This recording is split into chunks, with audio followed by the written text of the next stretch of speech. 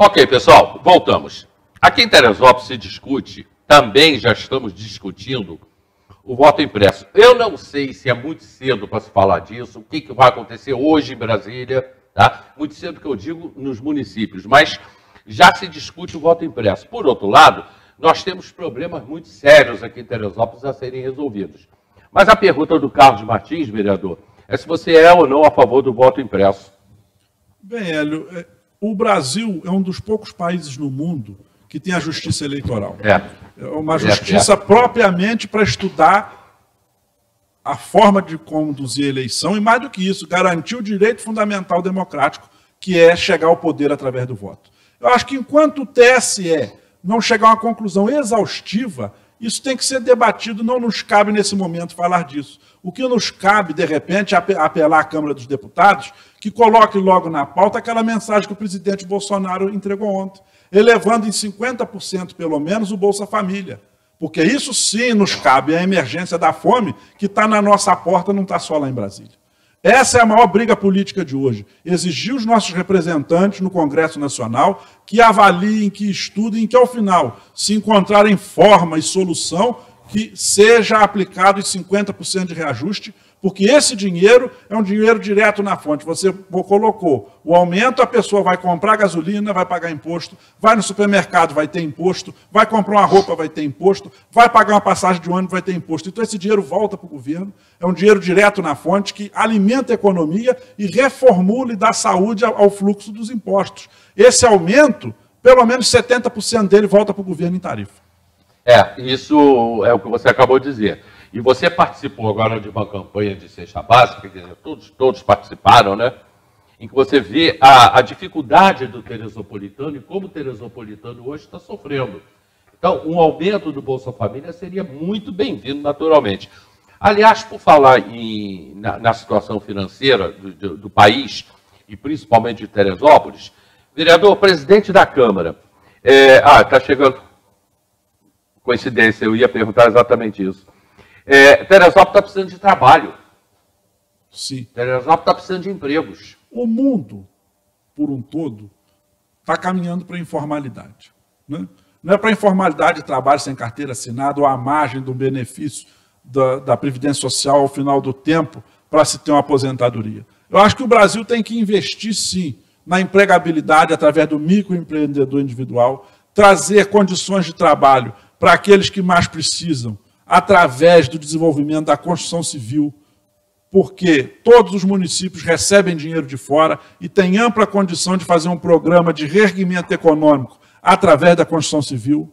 Podemos muito, ao invés de estarmos importando roupa da China, reativar a indústria têxtil. Não tem indústria que mais empregue mulher no mundo do que a indústria têxtil, porque não exige biotipo, não exige formação, não exige nada. A mulher só tem que ter a capacidade de costurar e de desenvolver e de preparar modelos. Nós temos que fazer isso. O Brasil tem que voltar, sim, a olhar para o nosso país, para dentro dele, e ativar a indústria da construção civil com obras públicas, não é obra de interesse, fingindo ser de interesse social, para construir prédio para rico, dizendo que é para pobre, não. São obras públicas, como tivemos no passado, construções de pontes, de escolas, de ginásios, recuperação das praças. As obras públicas têm que voltar a acontecer, porque isso fomenta a economia, seja empregando o trabalhador, seja na compra de material de construção, seja esse dinheiro circulando dentro da cidade. E temos que recuperar a nossa indústria têxtil. Nossa roupa hoje toda é importada de fora, e a maior empregadora de mão de obra feminina é a indústria têxtil. E mais de 50% da população, quase 51%, são mulheres. Então é uma cadeia produtiva importante que o Brasil tem perdido para fora dentro da forma de produção. Aliás, você está falando da indústria têxtil, eu também colocando dentro disso, que é a situação dos empregos, né? Quais são os teus últimos projetos? Então, Hélio, nós fizemos esse semestre, até estão saindo sancionadas essa semana essas leis de bastante garantia. A primeira que eu quero falar é na questão da causa animal. Nós fizemos uma lei autorizando o Poder Executivo a conveniar todas as clínicas veterinárias para que possa fazer tratamento dos animais de rua e dos animais daquelas pessoas que não têm condição de pagar, como a esterilização, a castração, alguma pequena cirurgia. Então, hoje, nós temos uma lei que garante o animal de rua, o animal das pessoas que não têm condição de serem tratados nas clínicas veterinárias particulares do município. Inclusive, a Prefeitura já lançou um chamamento público essa semana, cadastrando essas veterinárias para que elas apresentem preço, para que se formule uma tabela tipo um SUS-PET. Teresópolis vai estar desenvolvendo um SUS-PET para atender na rede particular que já existe dentro do seu horário ocioso esses animais vulneráveis. Bom para as pessoas, né, que têm os animais e não têm como pagar, e para as próprias clínicas. E bom para o poder público que não tem que implantar um serviço, porque tem que se demonstrado incapaz. Tudo que o poder público em Teresópolis coloca a mão tem se demonstrado incapaz. Você veja a cidade, com a questão desse coronavírus que voltou a atacar e novamente não tem leito. Ou seja, só deu uma baixadazinha na onda e saíram fechando tudo e já estamos exportando paciente para Cantagalo. Falei disso hoje na abertura, eu falei, cuidado, porque o coronavírus está voltando, o Covid está voltando. Uma outra lei muito importante, Hélio, que eu fiz foi para os nossos amigos que fazem tratamento de hemodiálise, autorizando o Poder Executivo a criar um programa de pagamento aos taxistas. Eu estou preocupado com os nossos amigos taxistas, porque nós estamos com eles sem renda, né?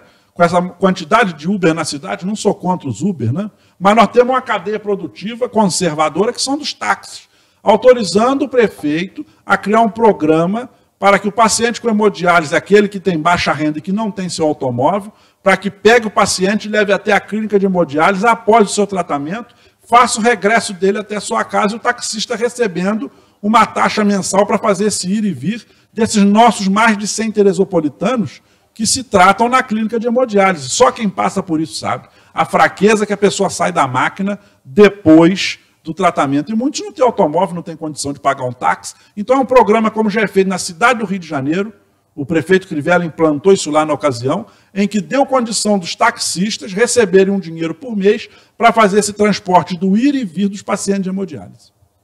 Isso é uma ideia genial, boa ideia mesmo. Eu não conhecia isso lá no Rio. É um programa do Rio que eles pagam táxi para pegar aqueles pacientes que têm baixa renda, pega ele em casa, leva até a clínica, eles esperam o tempo que o paciente tem que ficar e depois voltam com ele para casa. Ainda mais na pandemia, a gente sabe que quem trata no hemodiálise tem imunidade baixa.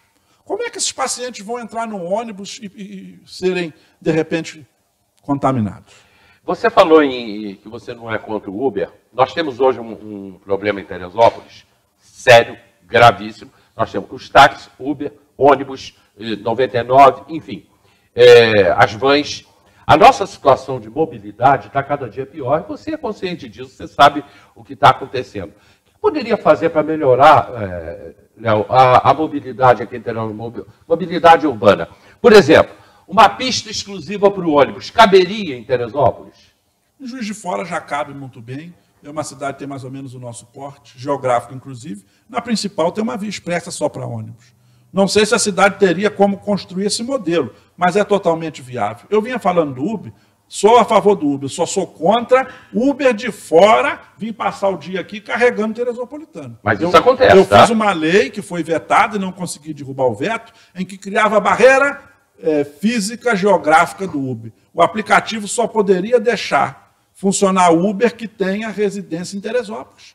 O cara de fora que veio do Rio, ele trouxe um freguês aqui, tudo bem. Mas se ele quisesse ligar o aparelho para receber chamada de corrida, ele não seria habilitado, que é o que acontece. O pessoal sobe da Baixada, liga o aparelho aqui, o aparelho está habilitado a receber chamada de corrida. Não seria criada uma barreira física, uma barreira virtual, melhor dizendo, uma barreira virtual para que só aqueles carros cadastrados em Teresópolis fariam o transporte. Porque hoje virou um canibalismo. O teresopolitano não consegue ter seu lucro e ainda os de fora vêm e tiram o pouco que está entrando. Mas como a lei não foi aprovada? Foi aprovada e ela foi vetada. Né? Foi vetada. Foi vetada e eu não consegui derrubar o veto, que é uma pena. O prefeito vetou? Sim. Eu acho que o legislador tinha que novamente avaliar isso, em criar a barreira, como eu disse, não é física, é uma barreira virtual. Uma barreira virtual. Mas ele vetou uma lei que é boa para o teresopolitano? Sim, isso foi na outra legislatura, não foi nem o Vinícius que vetou, acho que quem vetou isso foi o prefeito Tricano. Então está na hora de rever isso aí. De reapresentarmos essa lei, de criar a barreira virtual.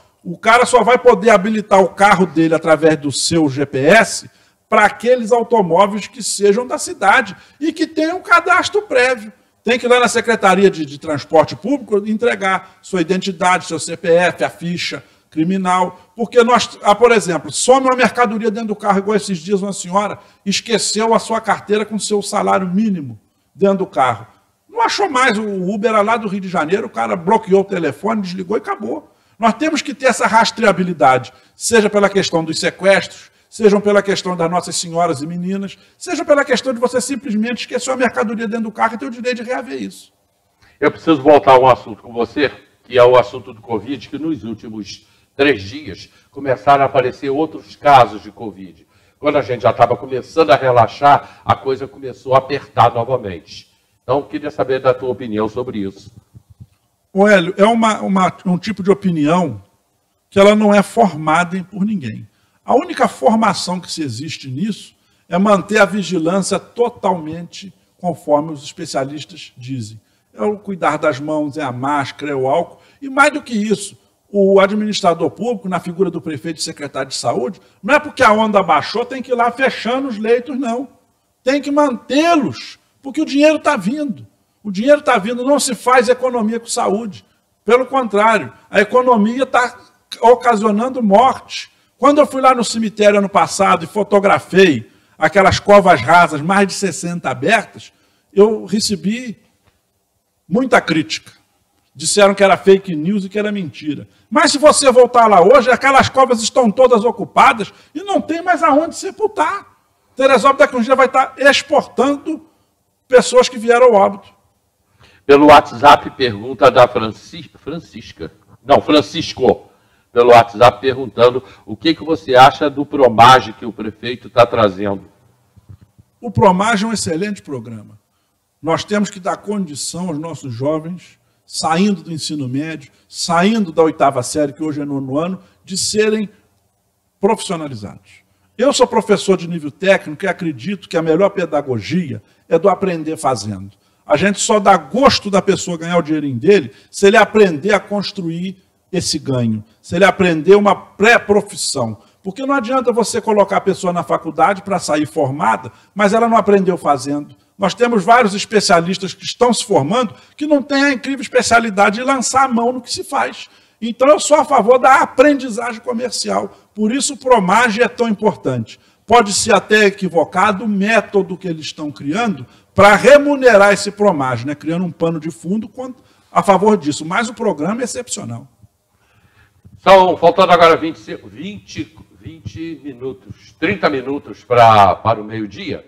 A gente vai para o comercial e daqui a pouco eu já tenho a Paola com as principais notícias da manhã participando com a gente, ok?